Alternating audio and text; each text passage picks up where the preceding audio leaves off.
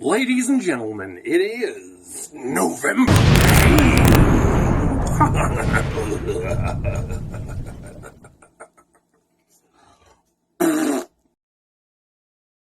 First up is, oh fuck, it's somewhere else. The Kingdom of Var.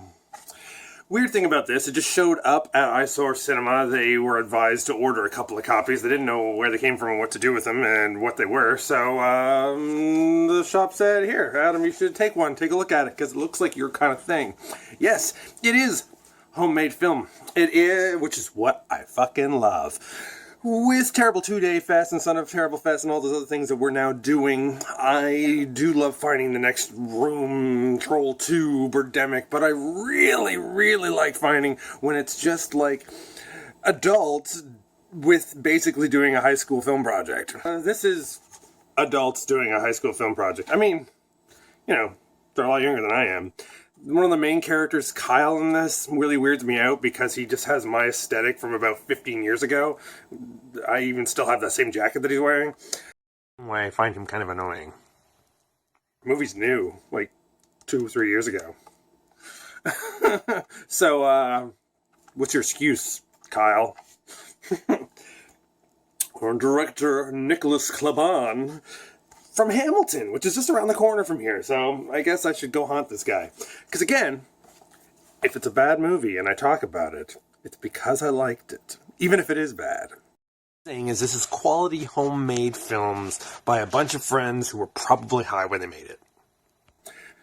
I'm not here to give you critiques. I hate critics. I'm not here to advise you how to make it better, but I am here to obnoxiously tell you the weird things in the film that really made me go Everyone in this film is extremely overacting. Everybody in it. Absolutely everybody in it. Except for the main lead.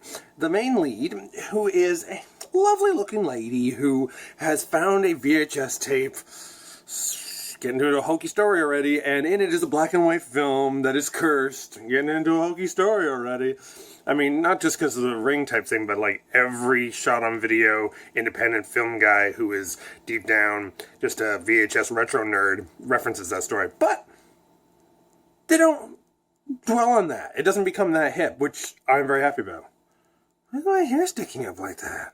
That it is cursed, of course, this tape, but it is cursed by a wizard from the past who traveled into the future to film himself onto a film and then go back into the past and then go back into the future. And he may or may not be a vampire or a demon or something like that. But he's a wizard called Var, and he's now cursed her.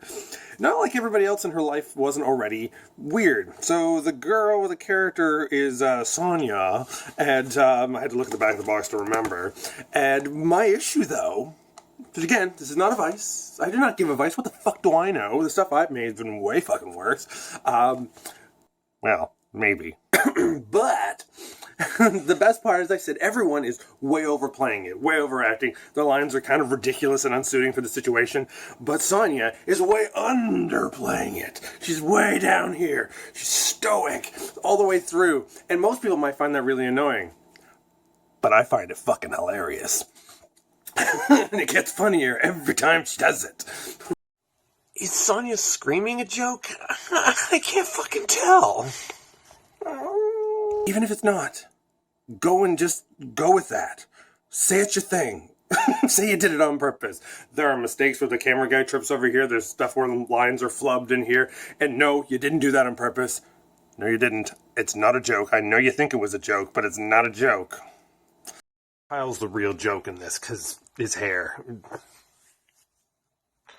Comic relief hair. Mistakes are mistakes. They're like Bob Ross. You find a beautiful mistake. So I find your movie absolutely hilarious. And fucking weird. They got a crazy, really early off in the beginning, there's this security guard guy that is wacky teeth and creepy. The guard gets tasered by what I think the prop is just his phone. The funny thing is, this movie isn't meant to be funny. I mean, okay, it is. Those scenes are meant to be funny, but it's supposed to be a horror film that's just weird. It's not, usually when people film this kind of homemade production thing, the kind of bit where the mic is using on the camera, so when they're too far away, you can't hear them that well. like every film I love. Every film I absolutely love. But,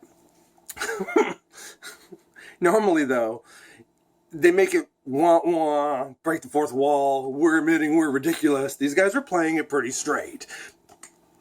And a lot of that, I believe, is because they actually believe the story is fairly straight.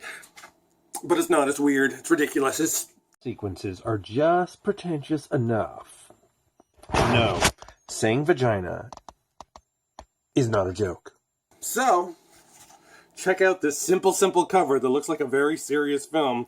And it's like, well, look, hey, you can see me in the reflection. Uh-oh. That girl was in Frankenpimp.